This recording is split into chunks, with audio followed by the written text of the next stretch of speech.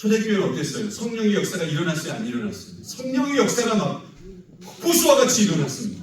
부흥이 막 됐었어요. 모든 성도들의 뜨거움의 기도, 헌신, 전도. 우리나라도 70년대, 80년대 교회 지하에만 여러분 교회를 개척해도 교회가 막 부흥될 때가 있었어요. 목사님이 말씀이 어떻고 안 좋고 이게 상관이 없이 그냥 개척만 하면 막 부흥될 때가 있었어요. 사도행전의 역사를 보십시오. 그 헌신과 그 사람들, 여러분 부흥의 역사가 끊임없이 일어날 때였어요. 사도행전 9장 31절 이렇게 얘기합니다.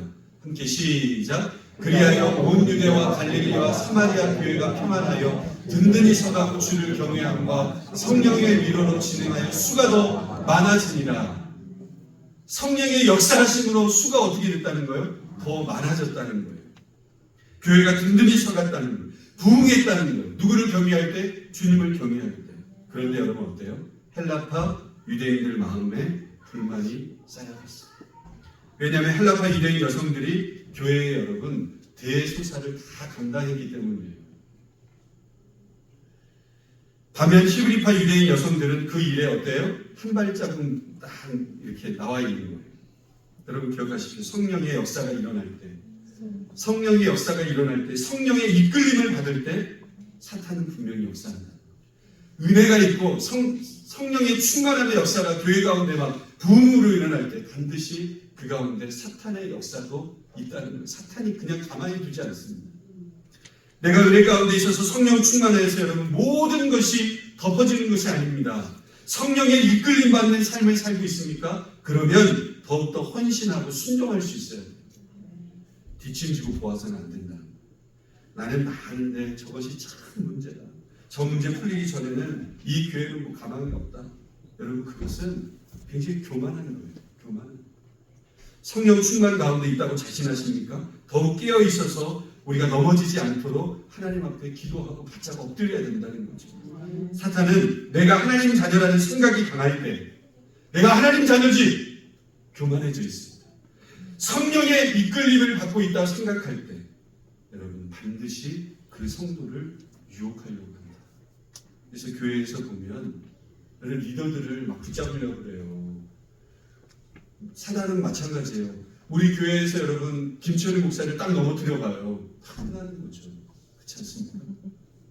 그러니까 리더들이 하나님 은혜 안에서 하나님이 주신 은혜와 감사와 능력들이 임할 때 더 어떻게 해야 돼요? 더 바짝 엎드리고 더 헌신할 수 있어야 되고 내 교만을 내려놓고 내 생각을 내려놓고. 오늘 우리에게 주시는 말씀은 주께서 시험 받으시는 장면입니다. 우리는 이 말씀을 우리에게 적용해야 돼요. 하나님의 자녀라는 의식이 강할 때 도리어 시험에 빠질 수 있다는 거예요. 성령에게 이끌림을 받을 때에도 시험에 들 수 있다. 1절 말씀, 여러분 예수님이 광야에서 금식한 직후에 일어났잖아요. 우리 읽어볼까요? 시작. 그때 예수께서 성령에게 이끌리라.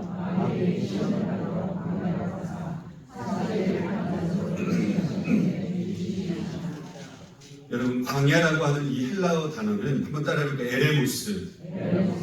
에레무스라고 하는 단어인데 한적한 곳이다 그런 뜻이 있어요. 그리고 또 다른 뜻이 뭐냐면 버림받음 그리고 포기라고 하는 뜻이 있어요. 사람들에게 버림받고 사람이 포기한 곳이기에 광야이지 않겠습니까? 그런데 이 표현에는 너무나도 중요한 표현이 여러분 우리에게 담겨져 있어요. 사람이 포기해서 광야가 아니라 여러분 사람이 광야에서 뭐 해야 돼요? 포기해야 되는 거예요.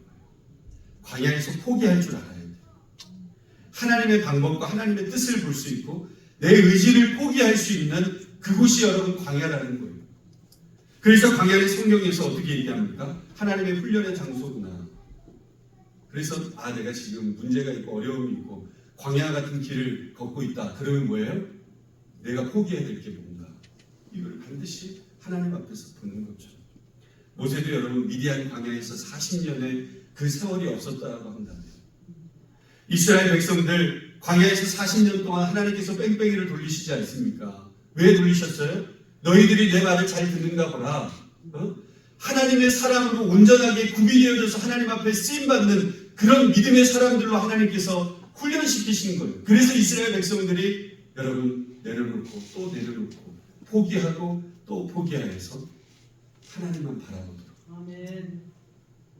신명기 8장 2절 말씀 우리 함께 읽어볼까요? 시작. 내 하나님 여호와께서 이 40년 동안에 내게 광야길을 걷게 하신 것을 기억하라. 이는 너를 낮추시며 너를 시험하사 내 마음이 어떠한지 그 명령을 지키는지 지키지 않는지 알려 하시니라. 아멘. 여러분, 그러므로 성도에게 광야는 포기의 장소이고 훈련의 장소입니다.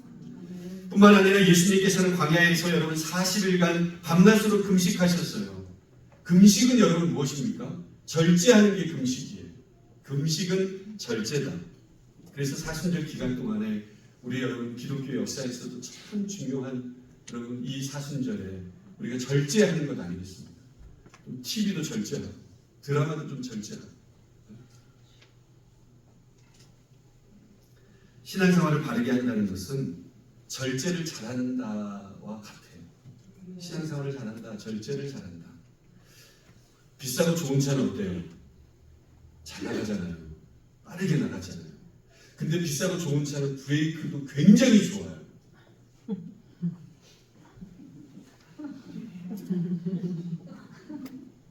신앙이라고 하는 자동차는 빠르지는 않아요. 근데 신앙에 있어서 중요한 것은 브레이크를 내가 얼마나 잘 밟는가. 이게 굉장히 중요해요. 나갈 때 나가야 되지만 그 상황들을 보면서 내가 절제할 줄 알고 브레이크를 잘 밟을 수 있는가. 이게 여러분 굉장히 중요한 거예요.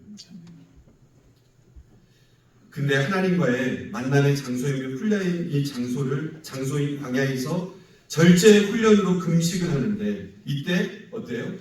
예수님을 사단이 찾아와가지고 유혹하고 시험하지 않습니까? 참 신기하고 놀랍습니다. 사탄의 미혹은 우리가 어떻게 하면 성령 앞으로 더 가까이 나아가려고 할 때, 바르게 살고자 할 때, 믿음으로 살고자 할 때, 그때 실망을 탁 안겨주는 거예요.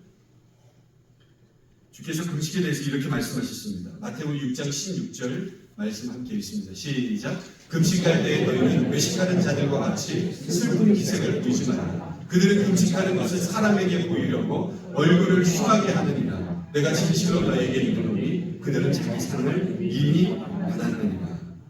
바리새인들에게 또 비유로 말씀하시는데 누가복음 18장 12절 시작. 나는 일에 2번씩 금식하고 또 소득의 11조를 드리나이다 하고 금식한다고 11조 한다고 훈련받는다고 자신을 나타내는 그 행위 내가 이만큼 해봤다고 내가 이 교회에서 저 교회에서 다 해봤다고 여러분 그게 뭐예요?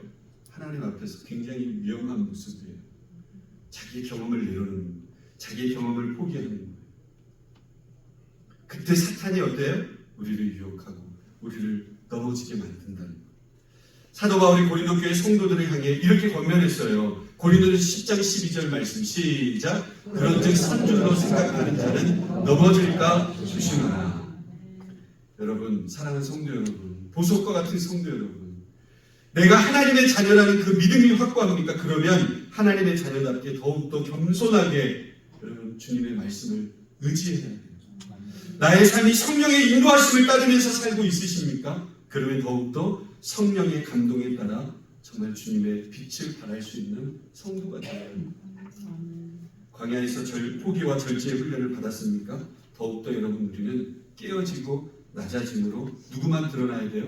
예수 그리스도만 내 삶 속에 드러나기를 소원합니다. 이 고백이 있어야 하는 거예요. 우리 모두 하나님 앞에 설 때 하나님 아버지로부터 무슨 얘기 듣고 싶습니까? 그래 잘 왔어 수고했어 그 이야기 여러분 다 듣고 싶지 않습니까? 너 왜 왔어?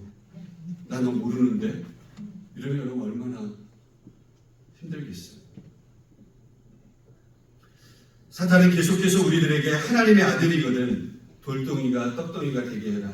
하나님의 아들이거든 성전에서 꼭대기에서 뛰어내려가라. 너가 나한테 한 번만 경배하면 내가 이 모든 것을 주겠다. 여러분 오늘 이 사탄의 유혹 속에 넘어가지 마시기를 주님의 이름으로 축원합니다. 한 사람에게 엎드리고 천하를 얻겠다는 생각은 여러분 미련이에요. 우리가 고개 숙이고 엎드려야 될 분은 여러분 하나님 한 분밖에 없다는 거예요. 다 채워줄 수 없습니다.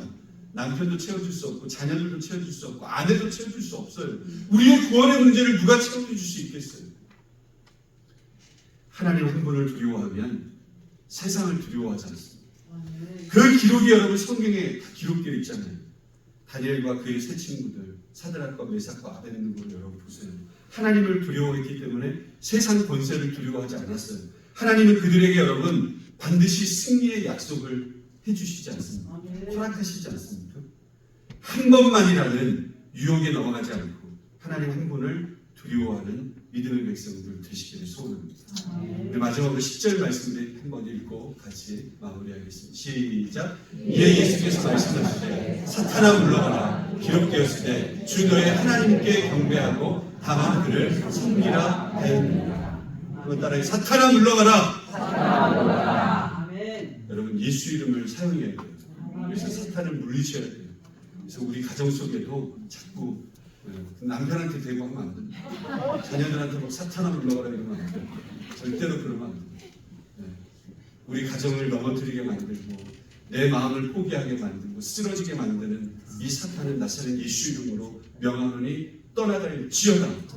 이렇게 말씀에 의지하여서 하나님의 말씀을 선포하는 은혜가 우리 가운데 있기를 소원합니다. 여러분 예수님을 붙잡으시고 이 사순절 기간 동안에 우리가 하나님 말씀 앞으로 더 가까이 나아가려고 하면 유혹과 시험이 반드시 찾아오고 절망도 찾아오고 더 시험 들게 만들고 이게 사단의 계략이에요. 여러분 여기에 넘어지지 마시고 하나님 앞에서 끝까지 승리하시는 저와 여러분 다 되시기를 주님의 이름으로 축원합니다. 다시 한번